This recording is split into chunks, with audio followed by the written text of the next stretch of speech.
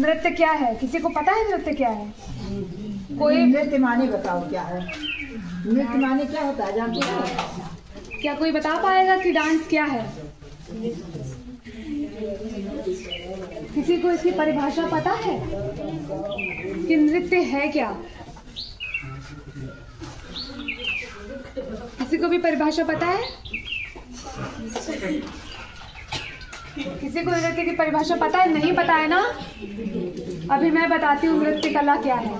नृत्य भी एक कला है ना, जैसे आप लोग ड्राइंग करते हो, पेंटिंग करते हो या शिल्पकारी करते हो, कढ़ाई बुनाई करते हो, वैसे ही नृत्य कला भी है। तो नृत्य कला क्या है? अब मनुष्य एक चेतनाशील प्राणी है, ठीक है? मनुष्य के अंदर चेतनाएं है, मनुष्य के अंदर भावनाएं हैं। समझ गए आप लोग? सबके अंदर फीलिंग्स है ना? आप लोग खुश होते हो, दुखी होते हो, हाँ, बहुत ज्यादा क्रोध आ जाता है आपको, समझ रहे हो आप लोग? तो आप लोग इसको एक्सप्रेस कैसे करते हो, मतलब इसको बाहर कैसे निकालते हो? आप लोग शरीर के माध्यम से निकालते हो ना? जैसे आप गुस्सा होते हो तो आप गुस्सा होके ऐसे बैठ जाओगे, ठीक? या तो क्रोधित होगे तो आपके फेस से वो चीज दिखती है कि आप गुस्सा हो, आप ऐसे किसी को घूरने लगोगे। ये एक्सप्रेशंस हैं, ये भावनाएं हैं, ठीक है? पता चल गया इतना? कहा जाता है ना कि इंसान के चेहरे पर किताबों से ज्यादा लिखा होता है। चेहरा देख के आदमी पढ़ लेता, तुम खुश हो, गुस्से में हो, या तुम्हारे अंदर कुछ चल रहा है, सारी चीजें पता चल जाती हैं। अब मनुष्य जब बहुत खुश हुआ, उल्लास में आया, तो वो क्या करने लगा? वो अपनी शारीरिक अंगों से, जैसे हाथ हो गए, पैर हो गए, अंग ही तो हैं शरीर के, इनसे वो अपनी खुशी को प्रकट करने लगा, झूमने लगा, ठीक है? कभी कभी देखे होगे आदमी अकेले हंसने लगता है, देखे हो ना? कुछ सोचता है, मतलब उसके दिमाग में आता है, वो अकेले से मुस्कुराने लगता है, हाँ, अकेले से वो बातें भी करने लगता है, कोई नहीं रहा, लेकिन अकेले से कुछ बात कोई होता है ना, तो अकेले ही अपने में सलाह लेने लगता है, तो पता चल जाता है कि अपने अंदर से कर क्या है, ठीक है? तो खाली इंसान कभी नहीं रहता। एक भी चीज जान लो, एक भी सेकंड इंसान खाली नहीं, सुखी दुखी जाई जुमलाई बात सोचना विचारना कर कुछ ना कुछ करता ही रहता है। एक सेकंड यानी पल भर भी वो खाली नहीं रहता। तो ठीक है, तो वो जब बहुत ज्यादा खुशी हो गया या उल्लास में आ गया बहुत ज्यादा, तो वो झूमने लगा। अब इसी झूमने में वो धीरे धीरे नृत्य भी करने लगा, वो उछलने लगा। आप खुश होते हो, कोई चीज मिलती है, आप उछलने लगते हो ना? इसी चीज से नृत्य की उत्पत्ति हुई है, ठीक है? अब इसी को हम धीरे धीरे नृत्य कला बोलने लग गए, ठीक? इतना आपको समझ में आ गया?